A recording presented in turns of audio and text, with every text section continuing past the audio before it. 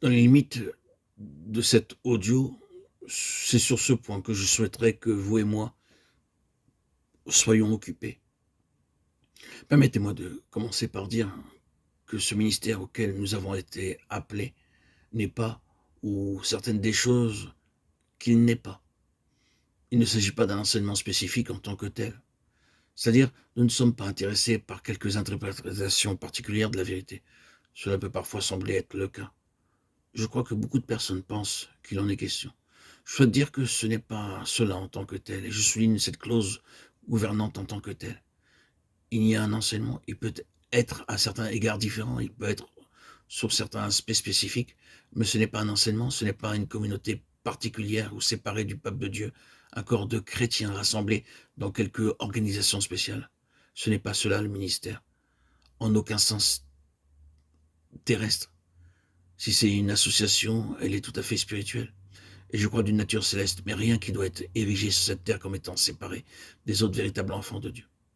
Il n'est pas question d'un niveau ou d'un standard de ministère, d'enseignement, de pratique, globalement bon ou meilleur.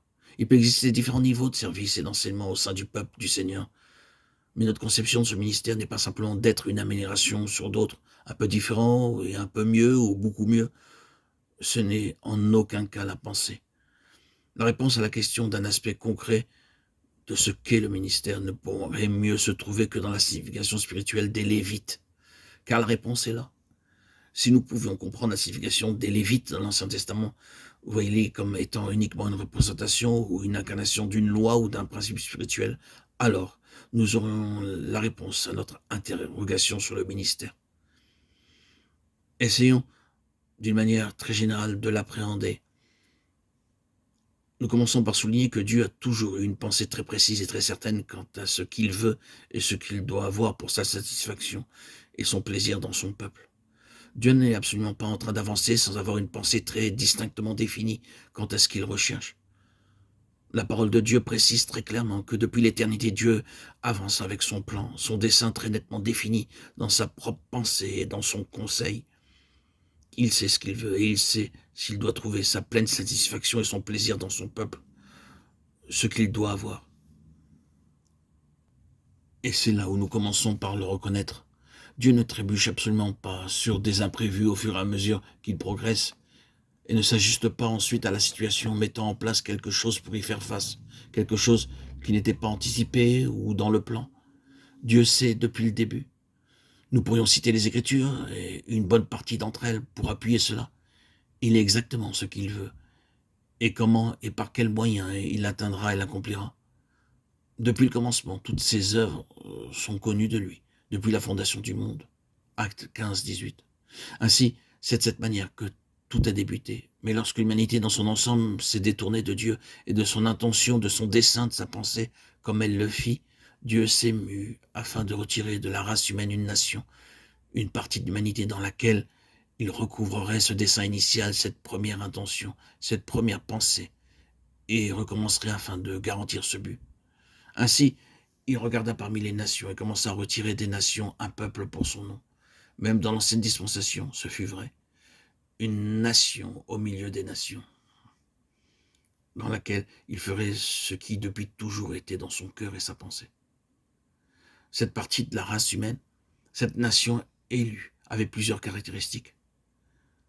Avant toute chose, bien évidemment, la grande loi devait être strictement appliquée, la loi de séparation ou de sanctification. Ce groupe devait en effet être sanctifié pour Dieu, être séparé pour Dieu. Un peuple sanctifié, séparé de la loi, de la séparation spirituelle était la loi de base fondamentale de l'existence d'un tel peuple. Il devait être séparé ou sanctifié. C'est la même chose. Premièrement, de manière intérieure, en esprit, ils devaient avoir une conscience de cette séparation formée en eux. Toute leur existence devait être fondée sur cet état de conscience qu'ils étaient différents. Ils étaient distincts. Ils n'étaient pas d'un seul même bloc avec les autres nations spirituellement et moralement. Ils étaient différents. Ils en avaient conscience. Celle-ci, bien sûr, donnait lieu à des difficultés en dedans et au dehors. Parfois, cela se passait mal. Mais c'était là. Vous ne pouvez pas manquer de constater ce sens d'être différent par l'œuvre même que Dieu avait faite, par l'acte de Dieu dans leur appel, dans leur séparation, dans leur sanctification. Ils savaient qu'ils étaient distincts de tous les autres peuples. C'était dans leur conscience même. Vous ne pouvez pas expliquer de nombreuses choses que je n'ai même pas le temps de mentionner dans cet audio, en dehors de cette réalité présente qui identifiait ce peuple.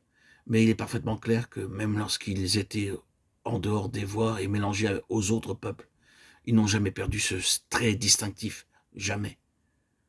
Un peuple à part, élu, choisi. Et avoir conscience d'être différent est une partie de cette chose même